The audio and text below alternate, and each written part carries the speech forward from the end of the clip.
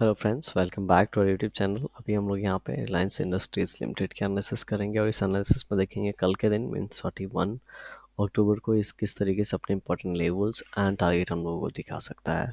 तो यहाँ पे रिलायंस इंडस्ट्री ने आज जैसे प्राइस एक्शन पैटर्न बनाया है, हमने यहाँ पे कल डिस्कशन किया था कि यहाँ पे ये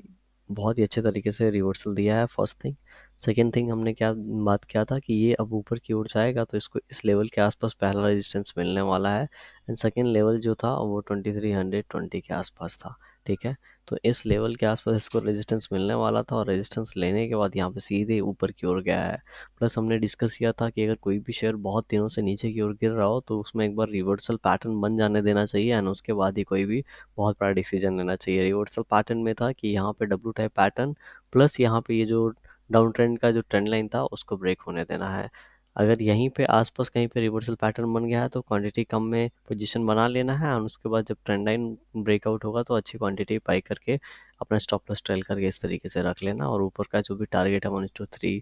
4 उसके लिए हमें वेट करना है। तो इस तरीके की अपनी स्ट्रेटेजी थी लास्ट वीक और यहाँ पे बहुत ही अच्छा इस बार आज के दिन कैंडल बना है। 2 दिन से देख रहे होंगे बहुत ही बढ़िया यहाँ पे लगभग लगभग 2224 से लेके, ठीक है, 2320 का यहाँ पे 2 दिन में हम लोग को मोमेंटम प्राइस एक्शन पैटर्न देखने को मिला है। वीकली टाइम फ्रेम पे क्या चेंजेस हुए हैं अगर हम लोग देखेंगे तो वीकली टाइम पे बहुत बढ़िया एक हैमर टाइप कैंडल बना था। आप सभी को याद है हैमर टाइप कैंडल बना था। और हमने ये भी बात की थी कि अगर बहुत दिनों बाद हैमर टाइप कैंडल बन रहा है, ठीक है,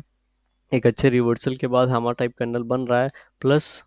ये जो जिस जोन में अभी ट्रेड कर रहा है, ठीक है, हमने ये भी बात किया था कि ये जिस जोन में ट्रेड कर रहा है ये बहुत ही इंपॉर्टेंट जोन है इसके लिए, क्योंकि ये जो यहाँ पे रेंज बनाया हुआ है ऊपर की ओर, ठीक है, 2800 से लेके 2200, तो 600 रुपीज़ के ये जो जोन बनाया हुआ है इसके नीचे वाले लेवल के आसपास ट्रेड कर रहा है, जहाँ पे ऑलरेडी ये 2 बार बाउंस बैक दे चुका है। अगर इस बार यहाँ पे ब्रेक डाउन देता है तो बहुत ज़्यादा नीचे की ओर जाने के चांसेस थे इसके, जिसमें इसमें 22,000 पहला लेवल था एंड उसके बाद के लेवल नीचे वाले थे। क्योंकि अगर इसका 1:1 हम लोग यहाँ पे प्लॉट करेंगे तो यही लेवल हमारे लिए निकल के आएगा, राइट। लेकिन अभी हम लोग को जिस तरीके से यहाँ पे एक रिवर्सल देखने को मिल रहा है, लास्ट वीक जो कैंडल बना था, ठीक है, अब इस सपोर्ट के आसपास इस तरीके का कैंडल बनता है तो इसका ज़्यादा मीनिंग होता है। प्लस इतने डाउन ट्रेंड के बाद ऐसा कैंडल बनता है तो इसका एक अच्छा मीनिंग होता है। तो यहाँ पे हमने ये भी बात किया था कि वीकली टाइम फ्रेम पे अगर हैमर टाइप ब्रेक कर रहा है, उसका हाई ब्रेक कर रहा है, तो एक अच्छी क्वांटिटी हमारी इसमें एंटर हो जानी चाहिए, ठीक है। एंड स्टॉप लॉस जो होना चाहिए इसी कैंडल के नीचे होना चाहिए और मिनिमम हम लोग इसमें इस तरह के स्ट्रैटेजी में हमने बात किया था मिनिमम 1:3 हम लोग बुक करेंगे। लेकिन जब भी हमारे पास 1:2 हो जाएगा, ठीक है, तो हम क्या करेंगे, अपना स्टॉप लॉस ट्रेल कर सकते हैं cost to cost.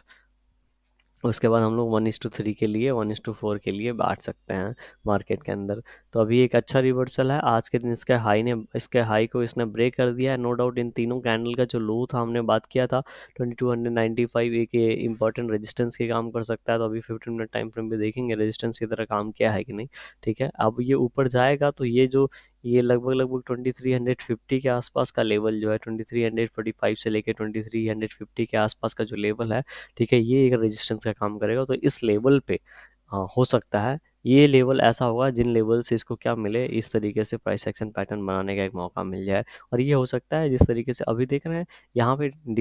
Weekly time frame पे हो सकता है एग्जैक्टली हम लोग को ऐसा मौका ना मिले, लेकिन ये जब प्राइस एक्शन जब 2350 के आसपास वाला जोन हो सकता है टच होगा तो यहाँ पे क्या करेगा, डेली टाइम फ्रेम पे एक प्राइस एक्शन बना के ऊपर की ओर जाएगा। और अगर प्राइस एक्शन बनाता है तो वेल है हमारे लिए, बहुत ही अच्छी बात हो जाएगी हमारे लिए, क्योंकि हम लोग के लिए एंट्री करना बहुत ही आसान हो जाएगा। अब डेली टाइम फ्रेम पे हम आ गए हैं और ये 2350 के आसपास का लेवल है, ठीक है, ये देखेंगे इस तरीके से प्राइस एक्शन बना है। अब यहाँ पे थोड़ा सा कल के दिन मार्केट ओपन होने के बाद इस तरीके से क्लोजिंग नीचे की ओर दे दे, ठीक है,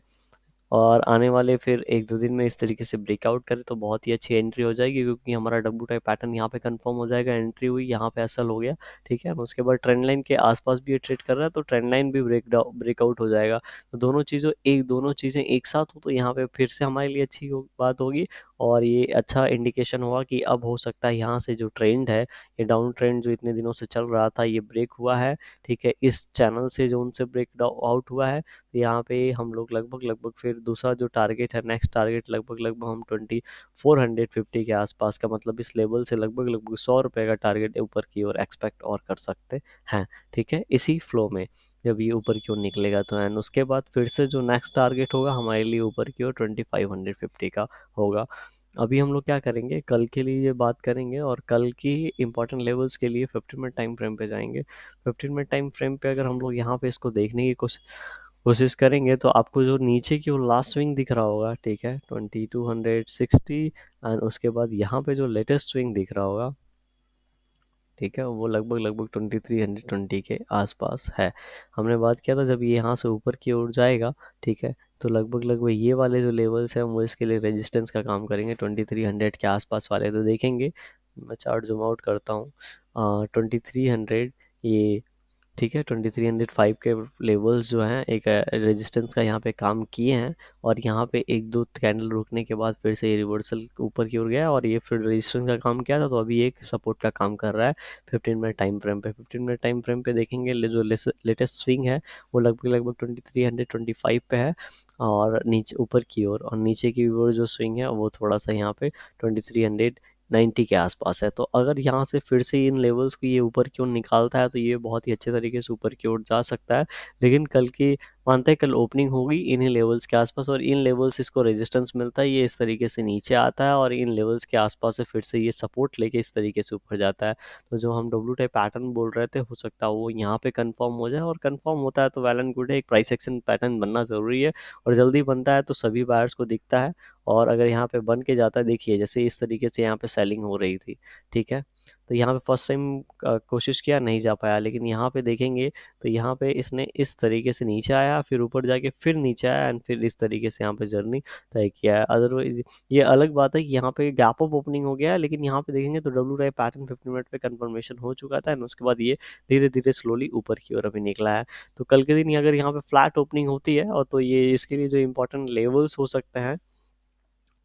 ठीक है, उसके लिए जो कल के दिन इंपॉर्टेंट लेवल्स हो सकते हैं 15 मिनट टाइम फ्रेम पे, तो ये अगर अपना हाई निकालता है यहाँ पे, तो जो नेक्स्ट इंपॉर्टेंट इमीडिएट लेवल है वो है 2340 का, एंड उसके बाद जो लेवल है 2360 का है। तो यहाँ पे इन लेवल्स के आसपास, क्योंकि देखिए इतने दिन सेलिंग हुई, रुका, फिर सेलिंग हुई, फिर रुका, 2 दिन सेलिंग होके रुका है। अगर यहाँ से फिर से ब्रेक करता है तो हो सकता है 2340 के बाद यहाँ पे फिर से इस तरीके से रुके, एंड उसके बाद यहाँ पे फिर से ये इस तरीके से नीचे आए, यहाँ पे ट्रेंड लाइन भी तब तक ये बन जाएगी, राइट। तो ये सिनारियो यहाँ पे पॉसिबल है प्राइस एक्शन पैटर्न। अब मान लेते हैं यहाँ से आने लगा, नीचे नीचे आएगा, तो नीचे जब भी आएगा तो ये 2360-70 के आसपास आके अपना सपोर्ट लेने की कोशिश करेगा, और यहाँ पे, ठीक है, इस तरीके से फिर प्राइस एक्शन पैटर्न बन सकता है, और ये आने वाले समय में ऊपर की ओर लेवल को दिखा सकता है। अगर नीचे की ओर आता है तो गैप डाउन ओपन हो गया, यहाँ पे इन लेवल्स के आसपास गैप डाउन ओपन हो गया, तो फिर से ये लेवल एक सपोर्ट का काम करेंगे। और इस लेवल को कैसे ये बिहेव कर रहा है, मतलब यहाँ पे आने के बाद रुकने लग रहा है या फिर सीधे इस लेवल को ब्रेक कर दे रहा है। अगर इस लेवल को ब्रेक कर दे रहा है तो चांसेस है कि यहाँ पे जो भी लोगों ने बाई किया है, ठीक है, उनका एक बार एसएल ले ले। देखिए मान लीजिए यहाँ पे एक कैंडल ने इस तरीके से 15 मिनट या फिर 1 आवर के कैंडल ने ब्रेक कर दिया, लेकिन नेक्स्ट इमीडिएट कैंडल यहाँ पे इनसाइड कैंडल बनता है, और उसके बाद वाला कैंडल इसको यहाँ पे ऊपर की ओर ब्रेक करता है, तो ये फिर से बाइंग के लिए बहुत ही अच्छा सिग्नल हो जाएगा। क्यों? क्योंकि बायर्स के जितने भी बायर्स होंगे, फ्रेश बायर्स, उनका सभी का यहाँ पे एसएल ले लिया गया है, एंड फिर से एसएल हंटिंग होने के बाद ये फिर से ऊपर की ओर निकल रहा है। और यहाँ पे ये जो कैंडल बनाया, इनसाइड कैंडल बना के इसका हाई ब्रेक ब्रेक किया, ये यहाँ पे एक अच्छा प्राइस एक्शन रिवर्सल पैटर्न हो जाएगा। और अगर यहाँ पे मान लेते हैं गैप डाउन ओपन होने के बाद इन्हीं लेवल्स के आसपास आके क्या कर रहा है, हॉल्ट कर रहा है, प्राइस एक्शन बना रहा है, तो यहाँ पे फिर से ऊपर इसके निकलने के चांसेस बढ़ सकते हैं। ठीक है, तो ये यहाँ पे ब्रेक करके इसको नीचे जाएगा, उसके चांसेस कम हो जाएंगे, और यहाँ पे जैसे ही यहाँ पे ये रेंज ब्रेक होगा फिर, ठीक है, तब हम लोग बाइंग का कोई भी प्राइस एक्शन, कोई भी डिसीजन लेंगे। वीडियो कैसी लगी कमेंट सेक्शन में आप बता सकते हैं, पसंद आई हो तो लाइक कर सकते हैं, चैनल पर नए होंगे सब्सक्राइब कर सकते हैं। Thank you for watching this video.